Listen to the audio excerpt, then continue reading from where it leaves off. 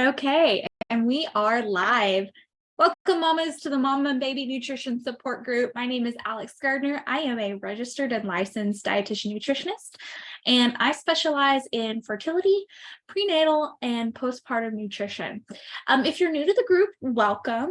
We go live every single week right here inside the group to talk about things that I get a lot of questions on, or that I think are really important. And one thing that tends to pop up in the news every now and then are things that are going on with baby food, commercially prepared baby food. Should you be worried? Should you make it at home? What's going on? So we're going to dive into that topic today. If you have any questions and you're watching live, feel free to comment because I've got the video pulled up, so I'll answer any comments live if you have them, or if you're watching the replay, feel free to drop those comments in as well. So let's go ahead and dive in. So what is up with heavy metals in baby food?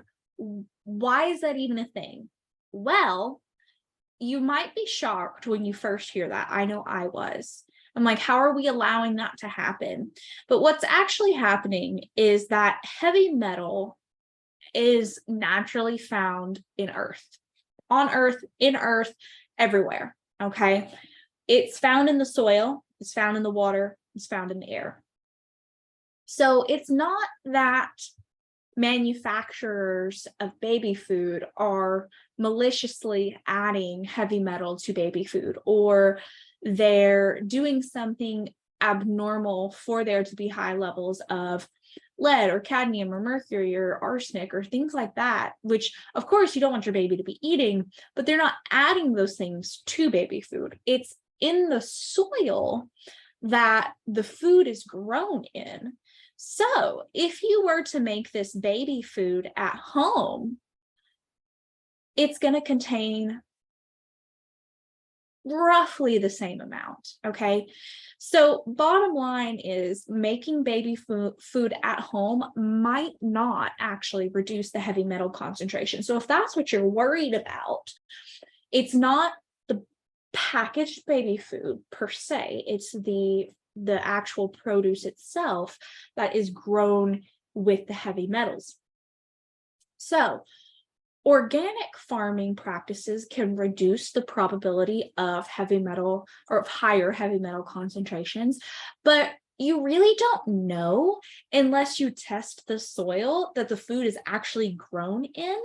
But I don't want you to feel like this is the end all be all. I don't want you to get really worried about this, even though it's really, really scary. We can provide our babies and ourselves foods that can help our body process out these heavy metals more effectively. And that includes making sure we're eating lots of fruits and vegetables, making sure we're eating lots of great probiotics and prebiotics. So probiotics, remember, are the good beneficial bacteria in our body. And so what happens when we have good bacteria in our body is it can help break down those heavy metals. We also want to include a lot of fiber in our diet. So these things help our body more effectively remove most of the heavy metals. So that's something we can do. All right. So should you do store-bought? Should you do, okay, I don't know why that says vision, but it's supposed to say homemade. So should you do store-bought or should you do homemade? Well, there's some pros and cons to each. So for store-bought, it's really fast and convenient. It has a long shelf life. It's really easy to travel with, but the biggest downside is that it's more expensive because it's more convenient. But homemade baby food can also be really fast and convenient. It's way more cost effective. And what you can do is you can make it in bulk and freeze it really easily, which makes it easier to travel with. So how can homemade baby food be fast and convenient? How is that? Well, babies don't have to have a special food. They can eat what the family eats. You just have to modify it a little bit. So say you and your family are eating like chili. Yum. So your baby can have that chili you just need to make sure that the contents of the chili are the appropriate size. So if you have a baby that's on purees, you know what you can do? My favorite thing, this is what I would highly recommend for moms that are pureeing, get an immersion blender. You know, one of those, it's like a stick blender. At the end of the stick, it's got like a little blender on the bottom, and you stick it right down in a bowl or right down in a cup.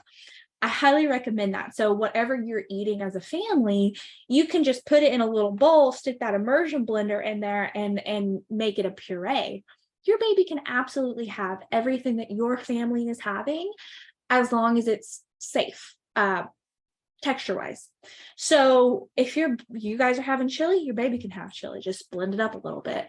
If you guys are having chicken, you can shred it to where your baby can eat it. Okay, all these different things. You don't have to necessarily make baby a special meal just because they're a baby. Now, if you do want to make things in bulk, there's the good old ice cube method, where you can roast some carrots, and then you can puree those carrots, and then you can put all those pureed carrots in a bunch of ice cube trays and pop them in the freezer. And that way, all you have to do is pop out one of those ice cube carrot trays and have that for your baby. So there's lots of different things you can do. It's a lot cheaper. It can be convenient. And like I said, you can make it in bulk and you can freeze it. So also a side note, you don't have to do 100% one or the other. I promise you, it's allowed if you want to do some store-bought and some homemade. If you want to do 90% store-bought and 10% homemade, or vice versa, that's okay. Nobody's going to yell at you. It's your life. Okay. You get to decide what's best for you and your family. Just take these pros and cons into consideration when you're doing it. Maybe some days you're like, you know what? Can't do it. I'm going to the store. I'm getting the jarred baby food. Fine. Other days you might feel very inspired and you might want to make a bulk freezer tray full of baby food. You know, whatever comes to you and what's good for you and your family, that's fine. So what are your next steps? Take a deep breath. I know it can be scary, but you're going to get through this. Weigh the pros and cons of what is good for you and your family. If you have any questions, feel free to reach out to me. Remember, I always offer a complimentary 15-minute nutrition clarity call for everyone in the group, all the mamas. So if you have any further questions, feel free to pop those in the comments section, or reach out to me personally.